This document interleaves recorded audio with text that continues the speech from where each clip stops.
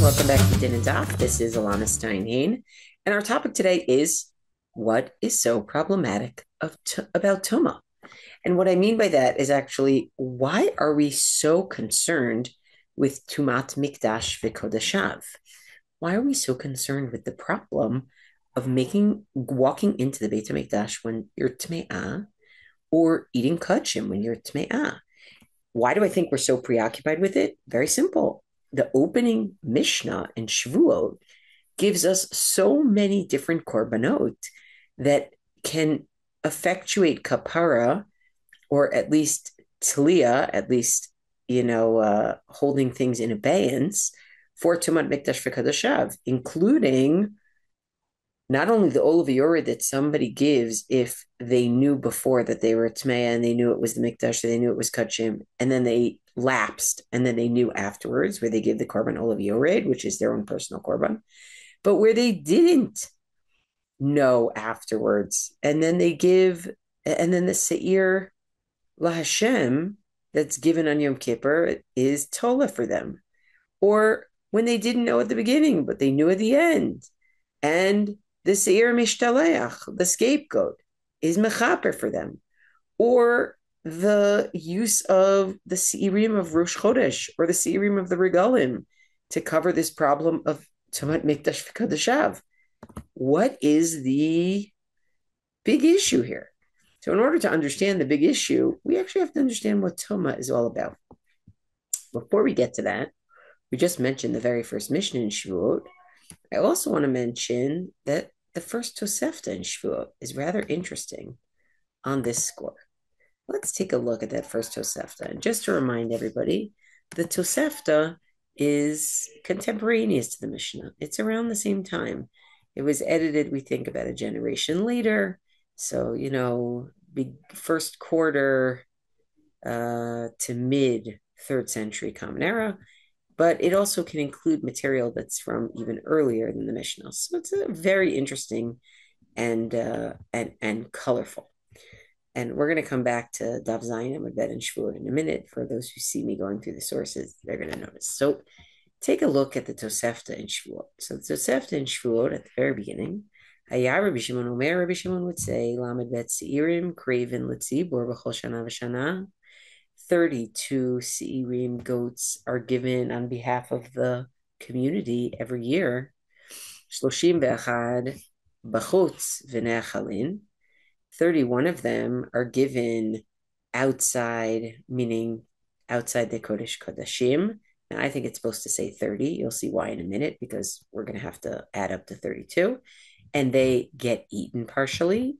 Ve'achad bifnim, and one is given in the Kodesh Kodashim, meaning the Haza'at Dam, the sprinkling of the blood of the Seir LaHashem on Yom Kippur. Ve'eno ne'achal, it doesn't get eaten. V'seir HaMishtalech, and the scapegoat. So that's why I had to say 30 at the beginning, because otherwise we've added up to 33 here. We need it to be 30. But either way, the point is there are 32 Seirim that are given. And now it counts them out. Shnei Masar b'yud bet Chodshei Hashanah, 12 each on a Rosh Chodesh, Shiva b'Pesach, 7 on Pesach, Shmona b'Chag, 8 on Sukkot, Bet b'Yom HaKippurim, we said the Seir LaHashem, the Seir LaAzazel, Echad b'Rosh Hashanah, Ushnayim b'Atzeret, and there are also 2 on Shavuos, Echad b'Glal Lechem Apanim, one relates to the bread, Ve'echad b'Glal Hayom, and the other relates to the day itself.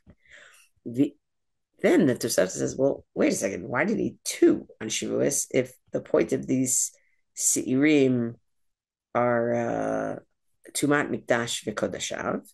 V'im kiper harishon al ma'asheni mechaper. Well, what do you mean? If you gave 1 Seir earlier in the day, why do you need a second Seir? Ala Tum'ah she'ira ben zeh lezeh. On whatever Tum'ah happened between this one and that one. And it's interesting, you're going to see a similar logic, or maybe you already did, on Daf Chet in the Gemara in Shevuot, talking about whether maybe both the Seir HaMishtaleach and the Seir LaHashem should be mechaper on the same things. Why do you need 2? Because maybe Tum'ah happened in between. But we're so intense about this Tum'ah Mikdash וקדשיו business that it's like even on one day, we would give two korbanot that are meant to make up for this. And in fact, the Tosefta goes even further. V'amrinan, and we say, Kach Yisrael tzrichen la'avi shnei seirim b'chol yom. Actually, halavai, the Jewish people should have to bring two seirim to atone for Tumat Mikdash v'Kadashav every day. Ela shechas HaKadosh Baruch Hu al nechasin shel Yisrael. Except that God has mercy on our finances, meaning it would just be too expensive. But clearly, this issue of Tumat Mikdash v'Kadashav is very important, right? But we're not done. The next part of the Tosefta goes into just how severe Tumat Mikdash v'Kadashav is. Haya Rabbi Shimon Omer kashet Tumat Mikdash v'Kadashav mikol averot shebatorah. It is more severe than any of the averot in the Torah. Shekol averot shebatorah mitkaprot b'sir achat, because any other averot in the Torah can get kapara with one seir. But v'tumat mikdash v'kadashav mitkaperet v'lamid bet seirim. It needs 32 goats. Kol averot shebatorah mitkaprot pam achat b'shana. All averot in the Torah get kapara once a year. I'm assuming that what we're talking about is Yom Kippur. V'tumat mikdash v'kadashav mitkaperet b'chol chodesh v'chodesh. But here, the seir given on each Rosh Chodesh is mechaper, atones for tumat mikdash v'kadashav. Shene'emar, and let me tell you how we know that it's so kashet, so problematic, from Yechezkel, Lachein Chayaninu Hashem Elokim. God promises, Im lo ya'an et mikdashi timeita v'gomer. It's because you were metame my mikdash, because you impurified my mikdash, you defiled my mikdash. And then it does have to explain, Kashin hein shikutzin v'toevot she'asita. All the terrible things that you did, Tum'ah in the term of sin, in the meaning of sin that you did, but also v'tumat mikdash v'kadashav, and then also the technical ritual impurity, kashem mikulan, is worse, right? All the things you did were bad, but this is the worst, right? This is the worst. Now, is it really the worst? Well, let's see, because the Tosefta isn't even done. I actually think I misspoke when I said kashin hein shikutzin v'toevot she'asita. I don't think that's necessarily Tum'ah in the meaning of sin. It's just sin in the meaning of sin. And Tumat HaMikdash, Mikdashi Timeita, is actually the worst of all of it. Either way, the Tosefta continues. Ma'aseh b'shnei achim kohanim. This is a story that people may have heard before. מעשה בשני אחים כהנים שהיו שווים ורצים ועולים בכבש וקידם אחד מהם את חברו לתוך 400. So there's two brothers, Kohanim, who are running up the altar's ramp, and one of them gets into within Dalet Amot, within 4 cubits of the Mizbeach, and the other one, Natal echad mehen et hasakin v'takav libo, and his brother stabs him in the heart. Why? Because he wants to get there first, right? So a case of misguided religion, right? But Rabbi Tzadok stood up on the steps of the Ulam in Har Habayit. The Amar, and he says, Shim'uni achenu Beit Yisrael, everybody listen to me.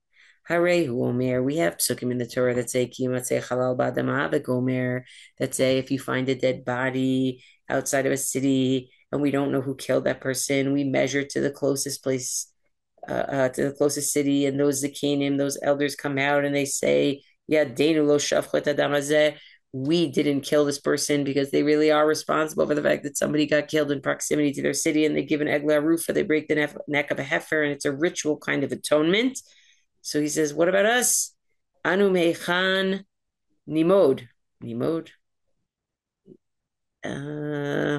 Israelis, help me out here, right? It's from where should we measure? Min ha'echal or min ha'azarot? Should we be measuring from the Kodesh, or should we be measuring from outside? And I gave you a nice little diagram for anybody who wants to look at it. He's standing, actually, if he's standing at the Ulam, he is between the Heichal, which is the Kodesh, next to the Kodesh Kodashim, and the Azarot, right? And he's saying, which one should we measure from? He's obviously saying, like, this is terrible. There's a dead body here, and we know who did it, right? Everybody cried after him. But here it gets worse. The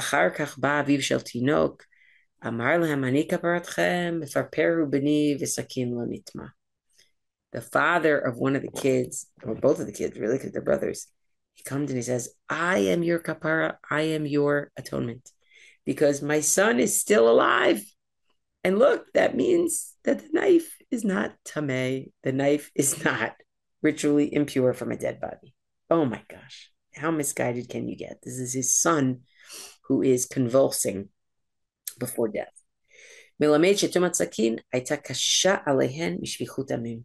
Teaches you they were more concerned with, and it uses that same language of it's more severe. They were more concerned about the impurity of the knife than the spilling of blood. And likewise it says in Malachim Bet, V'gam dam naki shafach Menashe, King Menashe spilled a lot of blood.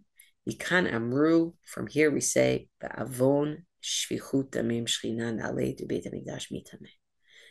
It's the sin of murder that leads the divine presence to leave, and that's how the Beit HaMikdash becomes tameh. So this is really fascinating, because on the one hand, you have the Tosefta saying, Tum'ah, Mikdash וקדשיו is such a bad thing, and then suddenly it says, but you should make sure you know what's worse, shvichut damim.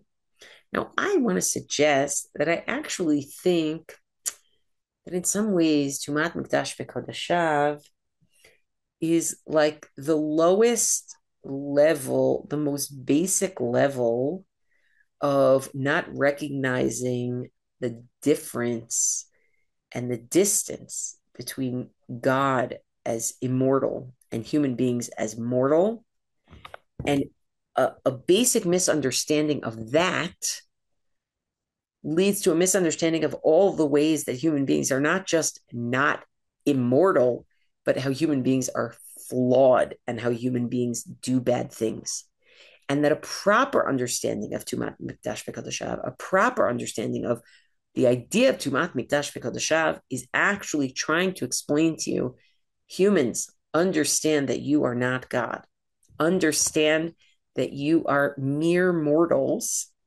And that is supposed to lead us to a place where we are concerned about us having flaws, not just being mortal, but concerned about being flaws. So the idea that a concern with Tum'ah in the Mikdash would lead you to ignore Shvichut Damim is precisely the opposite of what's intended to do. A concern for even Tumat Mikdash וקדשיו should lead you to be that much more afraid of the kind of flaws that human beings can have by doing Shvichut Damim, by doing Gilui Arayot, by doing Avodah Zarah. Right? And I don't think it's a mistake that the Gemara on Daf Zayin Amud Bet in Shevuot discusses, wait, before we say that the Seir LaHashem on Yom Kippur is in order to atone for Tumat Mikdash וקדשיו, if you knew beforehand, but you haven't figured it out yet afterwards, maybe it should be on the big three big sources of sinful Tum'ah, meaning Avodah Zarah, Gilui Arayot, Shvichut Damim. I don't think that's an accident. I think in some ways, what we're looking at is an incremental, some sort of incremental sense of knowledge of what human beings, the limitations of human beings, and the flaws that we have. And I want to show you that through what I think the issue of Tum'ah actually is. There are a number of different perspectives and explanations for what Tum'ah is about.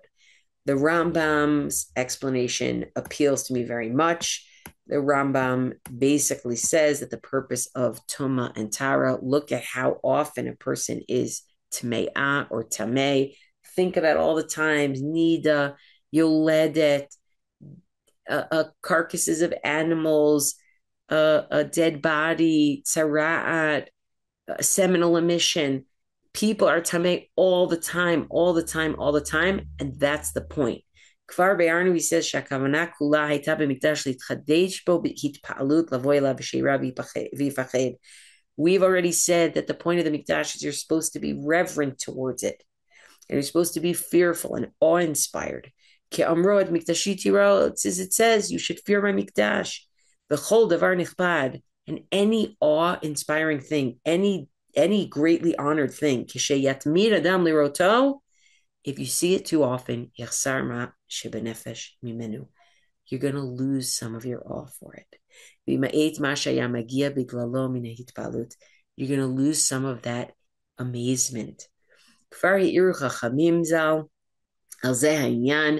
The rabbis already mentioned this. You shouldn't walk into the mikdash, into the temple, whenever you feel like it. And they base on a pasuk in Mishlei, make your feet precious from your friend's house, meaning don't go there too often. And the end of the pasuk is, lest your friends start to hate you because they've had too much of you. And because that's the point of the mikdash, he's here. Hashem yitbarach hatmeim mehikanes lamikdash imrov minei hatumot, and that is why you are not allowed to go into the mikdash when you're tamei. Ad shekimat lo timsa adam tahor rak ma'atim. A person is only tahor infrequently. Don't think of it as most of the time a person's tahor and occasionally they're tamei. Think of it as the opposite. Most of the time we're tmeim, and it's only those special times when we become tahorim that we get to go to the mikdash, right? So he's not giving a real reason why this, that, and the other thing make you tamei. But what he's saying is the idea here is you are supposed to have awe to the mikdash. You can't go in there all the time, and most of the time you can't go in there, right? And he even says in his Hilchot Mikvaot, Davar Barur V'Galui, it's very clear Shatumot V'Atarot Gzerot HaKatuvin, Tum'ah and Tara, what makes you tamei, what makes you tahor. These are decrees, scriptural decrees. A person can't figure out what this is about. These are chukim, these are laws that we don't understand the reason for, right? Etc., etc. So that's the Rambam. Now the Ramban, I would say, is at the opposite end of the spectrum. The Ramban, in sort of a mystical, it's sort of this mystical way of thinking in general. He basically looks at Tum'ah and says, whoa, this is something that is like a spiritual danger, right? It says, "Vanachon be'enai ki ha'isha b'mei ri'yata tikarei nida v'avur shinadua v'yarchiku kol b'nei adam."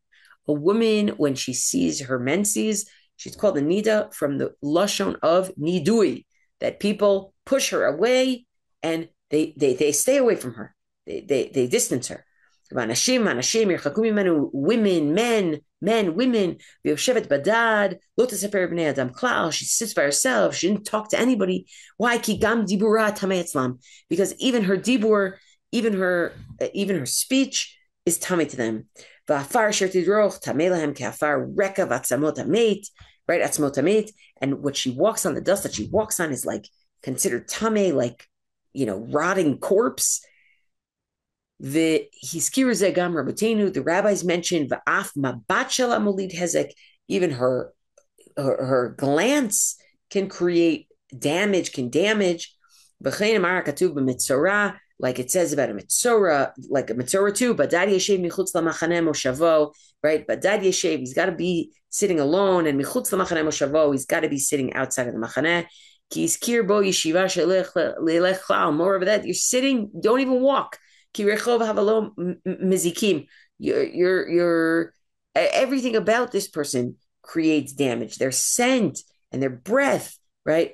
L'kach amar hakatuv bekan, and this is why it says here, Kigam shloshim u'shlosh yamim teshev b'dmei tahara al moshava asher yashva b'mei nidut haleda. And that's why a woman for 33 days, she sits b'dmei tahara, I mean, she has to sit and she can't walk around. It's the same place that she sat when she was tme'ah. So this is talking about the situation of Yoledet. Now the Ramban, he really is looking at Tum'ah as, I know what this is. Tum'ah is like death, and it's nezek, and it's bad, and it has something to do with death. Now Rabbi Yehuda Levi, I think, goes a little bit less in the language of almost thinking about it as like, I guess he also thinks about it as concrete, but he makes it a little bit clearer, at least in this source in the Sefer HaKuzari, what he thinks Tum'ah is about and why it's, what's the connection to death. It says, Kfar amarati lecha she'ein erech bein sechleinu uvein hanyan eloki I already told you, king of the Khazars, our minds don't compare to God. We shouldn't try to understand the meaning of things. But says, but, with apologies, and I'm not saying that I'm completely right. He says, I think maybe it's possible that tzarat, scale disease, and all of the zivot, all of the discharges are related to the Tum'ah of death. Because death is the greatest loss. And the limb that has tzarat is like dead. And when you lose all these discharges, you're losing, for a man at least, seminal fluid, and you're losing the possibility of life, right? People have definitely heard this, that Tum'ah is about loss of life or losing the possibility of life. And that's why nida, because it loses the possibility to get pregnant that month, right? This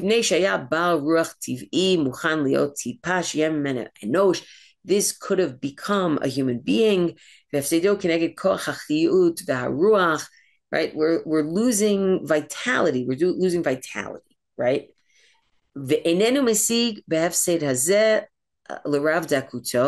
Most people don't recognize this is such a thin situation that happens. Only people who are really ba'alei haruach, really spiritual people, they will notice this kind of loss of vitality. המשתדלות להידבק באלוקות ובנבואה ובחלומות האמיתיות, המראות הברורות. He says, the only people who are like striving for nevuah, those people will notice this loss of vitality that comes with these examples of discharges. Maybe tzarat is more obvious, but this loss of vitality with a period, or loss of vitality with a seminal discharge, right? So essentially, the approach here is not like the Rambam, who says, I can't really tell you what Tum'ah is based on, but more like the Ramban, who says, let me tell you, Tum'ah has to do with death, right? It has to do with death, mortality.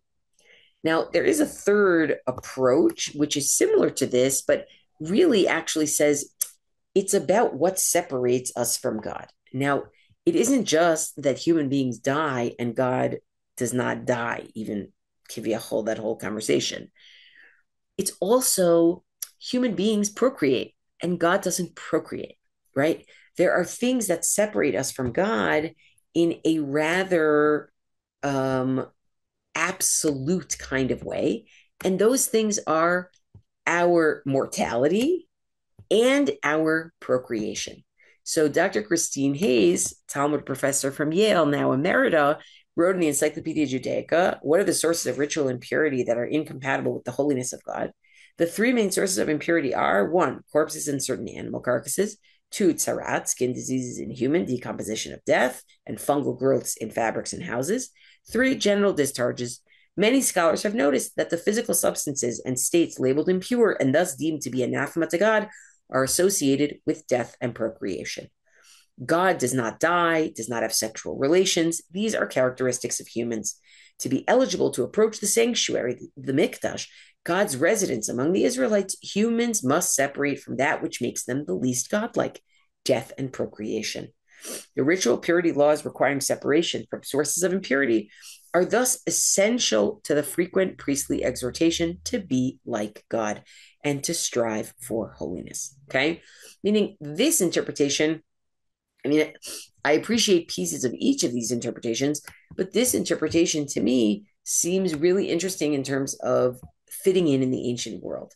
The whole idea that the divine is immortal and the divine this is monotheism, and the idea of God being above what humans experience means that when we're experiencing our most human things, right, discharges related to being, post-coitus, a period, yoledet, having a baby, and certainly death, these are things that have us not coming to the mikdash because those are incompatible, right? They're incompatible, and recognizing the gap between God and the Jewish people, or God and humanity, bichlal, is important. That's actually part of the whole challenge of God connecting to human beings and human beings connecting to God is beset by the fact of how other God is from us. Tum'at mikdash וקדשיו, the idea that we are constantly atoning for the possibility of tum'ah, meaning the signs of our mortality, our sexuality, our procreation, the things that are not in the divine realm. Those are things that are incompatible with the divine realm, and yet the mikdash lives among us. And how do we keep the mikdash among us even within all of these things? So I think that's why we're concerned with it. To me, this is a key to the idea that if we walk into the mikdash in a humble way, recognizing the perfection of God as opposed to the changing nature of human beings, what we'll also recognize is the idea that we can be very, very flawed as well, that we can do things that are highly problematic, all the way to shvichut damim and avodah zarah and gilui arayot, which is why they're also called tum'ah, not because tum'ah itself is bad, but because tum'ah is supposed to sensitize us to all of the ways that we are not like God and ultimately also flawed. And it's not that my period is what tells me I'm flawed. It's that my period tells me that I'm not God and that God is in a different realm. And then when I sin and don't act godlike in that way, to be aware of my flawed nature. And that, I think, is why even on Yom Kippur, we want to go all the way back to that basic standard of recognizing the par, the gap between God and human beings in order to keep us humble. Thanks, everybody.